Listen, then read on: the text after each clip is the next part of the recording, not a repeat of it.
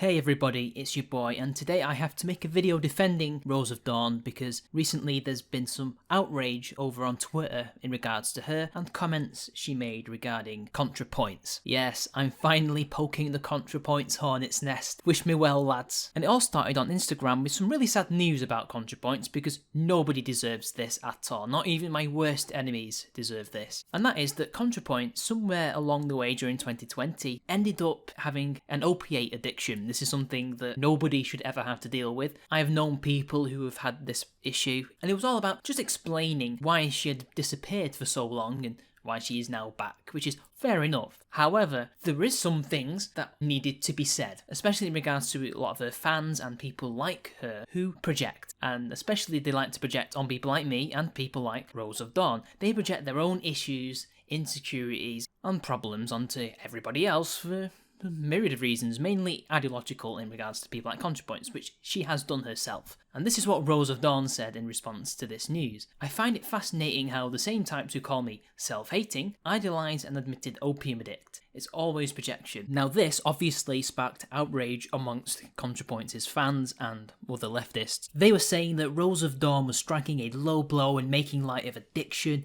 and this, that and the other and other people's issues, and this was morally reprehensible. But is this really the case? No. Read it.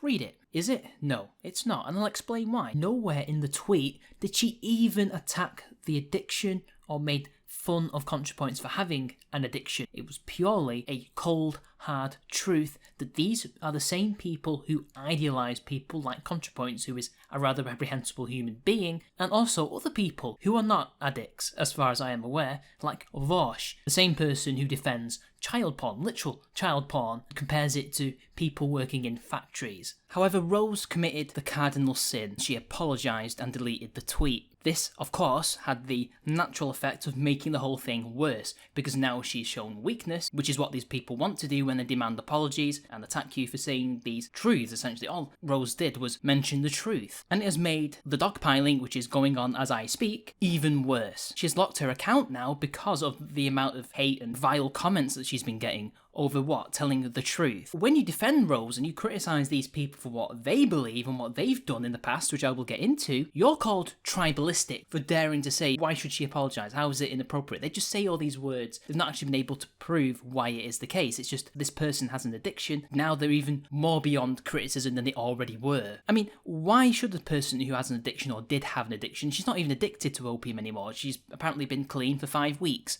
which is good for her, by the way. Why does this make her above criticism? If we didn't criticise people with addictions, how would we get them off them in the first place? That doesn't even make sense. You have to criticise them, because if you don't, tactfully that is, they're going to keep on doing what they're doing and kill themselves, whether accidentally or on purpose. There's a reason why intervention is called intervention. These are the same types of people, these are the same people in many cases, who attacked Jordan Peterson for his own addictions.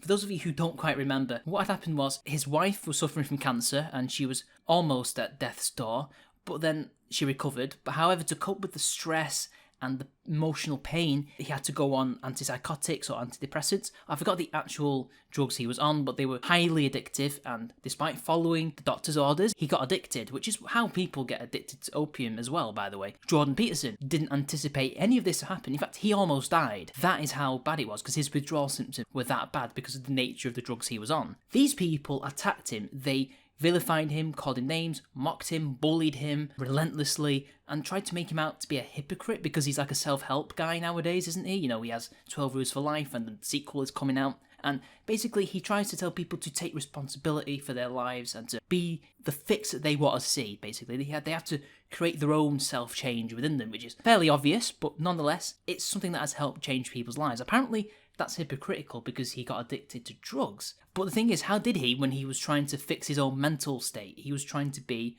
not depressed again, essentially. Yet he got addicted, which is something he probably didn't foresee. That's not hypocritical, that's just life kicking you while you're down. So these people don't have a leg to stand on when it comes to criticising Rose for not actually doing that. She didn't make light of the addiction. She just said, well, this person is all manner of messed up, has shown signs of not particularly liking themselves and actually hating themselves, which Contrapoints has been open about on social media for years. But she's the one who's accused of being self-hating. But apparently pointing out this truth is a revolutionary act. It's inappropriate, it's wrong, you shouldn't do it. Contrapoints is now even further beyond reproach, and apparently, if you defend Rose, you're triggered because you're defending somebody who shouldn't have apologised, and that's bad apparently, even though these people are seeking out Rose fans to debate and Rose herself in order to attack. So who's actually triggered? The one who's angry that somebody criticised another person, or somebody who is saying, hey now, hold on a sec, you're hypocritical, you're out of line. I don't know.